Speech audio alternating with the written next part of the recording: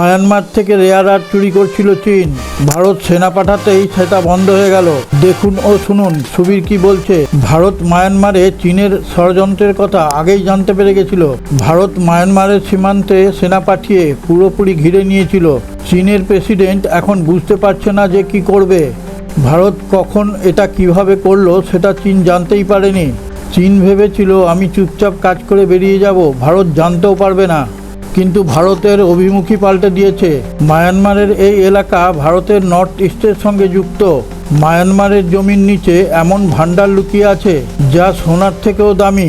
আমি যার কথা বলছি, চীন কয়েক বছর ধরে মায়ানমারের কাচিন ও শান প্রান্তে দামি রেয়ার আর্থ চীন দখল করে বসেছিল। এই মিনারেল মামুলি কোনো পাথর নয়।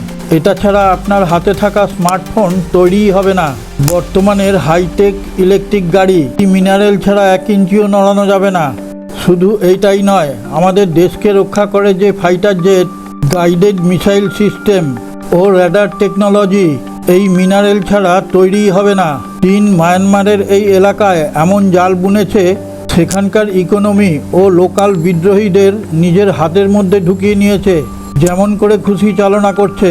এর সম্পূর্ণ বিবরণে যাওয়ার আগে আপনার কাছে একটা ছোট্ট অনুরোধ। আপনি যদি এখনও আমাদের এই চ্যানেলটিকে সাবস্ক্রাইব করে না থাকেন, এখনই সাবস্ক্রাইব করে পাশে থাকা নোটিফিকেশন বেলটি ছুঁয়ে অলে টাচ করে দিন। আর হ্যাঁ, একটা লাইক দিয়ে শেয়ার করতে ভুলবেন না। তাহলে আমরা বিশ্বের বিভিন্ন প্রান্ত থেকে নিত্য নতুন খবর সংগ্রহ করে আপনাদের সামনে তুলে ধরার অনুপ্রেরণা পাব। আসুন সংবাদে ফিরে আসি। মায়ানমারের এই জায়গা দখল করে এর বেনিফিট নিচ্ছে চীন। একদিকে মায়ানমারের সৈন্যবাহিনী, অন্যদিকে কাচিনের বিদ্রোহী গ্রুপ মায়ানমারের দখল নেওয়ার জন্য লড়াই করে চলেছে। তারা অন্যদিকে খেয়ালই রাখছে না। এই সুযোগটাই চীন কাজে লাগিয়েছে। একদিকে মায়ানমারকে ভরসা দিচ্ছে, অন্যদিকে বিদ্রোহী গ্রুপদের টাকা ও অস্ত্রশস্ত্র দিয়ে সাহায্য করছে। এমনভাবে ষড়যন্ত্রে লিপ্ত হয়েছে তারা যাতে নিজেদের মধ্যে ঝগড়া করতেই থাকে। অন্যদিকে তারা তাকাবার সময় না পায়। আর চীন এই সুযোগটাই কাজে লাগাচ্ছে।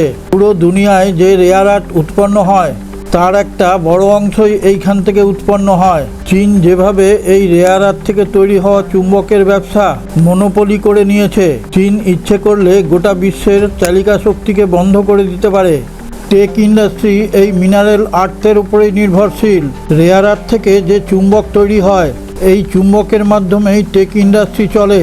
আমাদের নর্থ ইস্টের পাশেই মায়ানমার। সেখানে চীনের গতিবিধি ভারতের জন্য সুখকর নয়। ভারতের ইন্টারনাল সিকিউরিটির জন্য এটা একটা মাথা ব্যথার কারণ। চীন মায়ানমারের যে বিদ্রোহী গ্রুপকে টাকা পয়সা দেয় সেটা এই খাদান থেকেই আসে। এদেরকে যে টাকা পয়সা দেওয়া হয় সেটা দিয়ে তারা অস্ত্র কেনে। ভারত সীমান্তের পাশে একটা অস্থিরতা সৃষ্টি করার জন্যই চীন এইসব কাজ কারবার করছে। ভারত এখনই যদি এর মধ্যে মাথা না গলায়, তাহলে ভবিষ্যতে ভারতকে এই চীনের গোলামি করতে হবে। ভারত টেকনোলজিতে কখনোই এগোতে পারবে না। ভারতের নর্থ ইস্টে যে অস্থিরতার সৃষ্টি হয়েছে সেটা আচমকাই হয়নি। চীন অনেক ভাবনা চিন্তা করেই এই অস্থিরতার সৃষ্টি করে যাচ্ছে।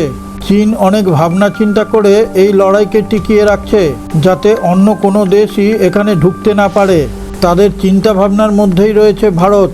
কিন্তু চীন অনেক বোকামি করে যাচ্ছে। এটা 2062 সালের ভারত নয়, এটা 2026 সালের ভারত। ভারত তাদের রণনীতি 360 ডিগ্রি ঘুরিয়ে দিয়েছে। ভারত মায়ানমারের সঙ্গে মিলে অল্টারনেটিভ রাস্তা তৈরি করছে খুব দ্রুত গতিতে। সেখানে ভারতের ইঞ্জিনিয়াররা দিনরাত কাজ করছে যাতে চীনকে পুরোপুরি ব্লক করে দেওয়া যায়। তারপর ভারত সেখানে সোজাসুজি গিয়ে নাক গলাবে। ভারত কখনোই তার সীমান্তের পাশে চীনকে ঢুকতে দেবে না। আর এই মিনারেলের মাধ্যমেই ভারত নিজেকে স্বয়ংসম্পন্ন করবে।